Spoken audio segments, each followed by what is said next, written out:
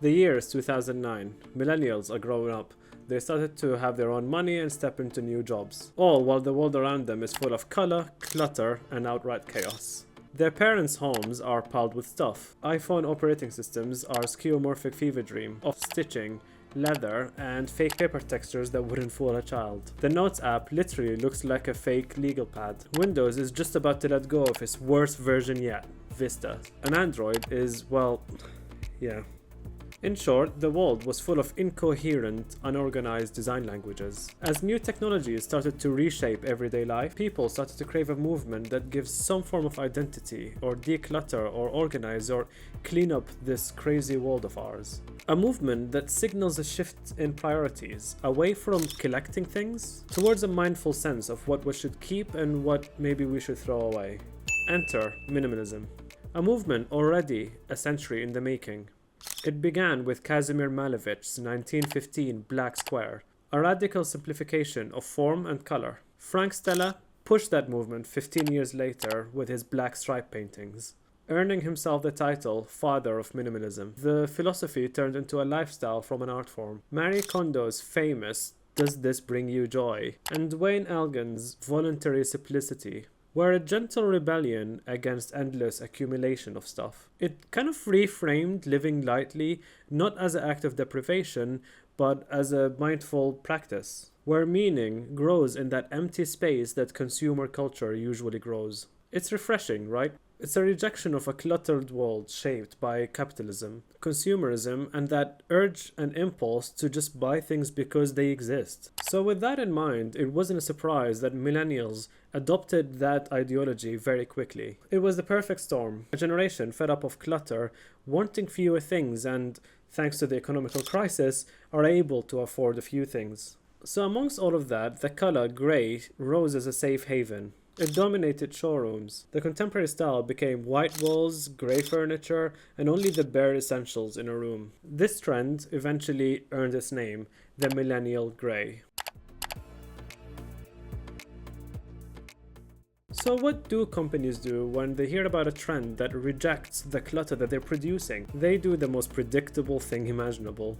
They market their products as minimalist. Digital interfaces became the first battlefield. iOS 7 arrived like a shock therapy session, banishing bevels and shadows and three-dimensional objects in favor for flat panels. This wasn't subtle. It was a cultural reset that was directly baked into the phones that we use every day. Android and Windows quickly followed suit, not wanting to appear like they're stuck in that visual past. Suddenly, everything was flat, everything was geometric, and everything was clean. Fashion joined that frenzy. The muted look of 2015 became what we call the silent luxury of minimalism. Capsule wardrobes and monochrome outfits, it just became the cult of basics. Brands like Zara transformed minimalism into a global uniform. It didn't matter whether you were in Dubai, Barcelona, or Manchester. Everyone was wearing the exact same beige coat. Interior spaces followed the same rhythm. Scandinavian design became the norm.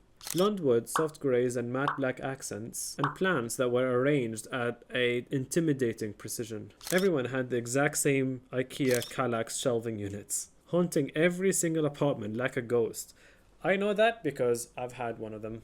Even packaging got the same treatment. You would buy a gadget, open that box, and it was just white. White box, thin typeface, and a single product photo on every package.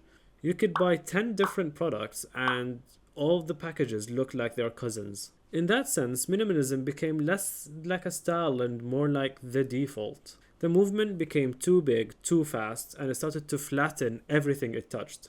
The more companies bought into this, the less minimalist it became and the more generic it started to feel. What once felt like clarity slipped into sterility. Spaces started to feel like architectural renderings. Nice, but eerily devoid of fingerprints. Minimalism succeeded so thoroughly that it swallowed the entire uniqueness of this world that we lived in, moving us from this colorful world into a monochrome nightmare, one where bold color suddenly became our enemy. And humans, as it turned out, like things that speak. And then the pandemic hit. It accelerated the downfall of minimalism. Being trapped for months inside a minimalist apartment made people realize something really important. Neutrality was only comforting when you could escape it. It started to feel like we all were living in a half-rendered game environment. People kind of started to want evidence of their own existence around them. Books and arts and just weird souvenirs that we picked up from our travels. We started yearning for colors that felt like our personality and not just a preset that we found the space at. We started to fall back into comfort and ignoring that fake neutrality that we built over the last decade. Contemporary brands stopped meaning just minimalist typography, but groovy blobs and colorful characters. Maybe it's because it's nostalgia for our favorite childhood characters, but maybe it was a cultural shift that was accelerated by the pandemic. Either way, life became more colorful. I see this when I'm walking around town. Shops aimed for younger generations are very bold and colorful. Home design trends now embrace color, but with intention. And that's the key word. It's not chaotic, it's not random. It's color with purpose. Warm terracottas, vibrant greens, and deep blues. Textures that really feel lived in. Materials with grain, personality, and imperfection. So instead of just removing personality and forcing minimalism, this new movement encourages you to build your personality and show that in the space. It's a return to richness, not clutter.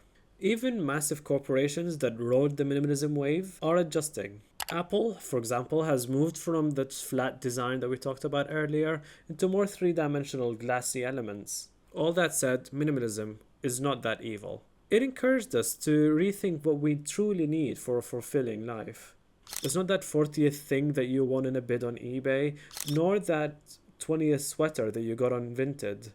Minimalism encourages us to think about what we actually really need and what are we connected to. The stuff that serves us in our everyday lives. It rejected that consumerism that convinced us that retail therapy is the only way we can cope with our overly increasingly complicated world. As a designer and educator though, I'm glad that the trend of minimalism is kind of dying and maximalism is making a vibrant comeback. I see this every week. My students are designing with more sophistication and depth now, instead of just making empty spaces and calling them expressive. But I'd like to think that we kept a little bit of that minimalism ideology in the back of our minds. A quiet voice that asks us, do you really need that or not? And does that bring you joy? You know what shouldn't be minimalist though? Your engagement with this video.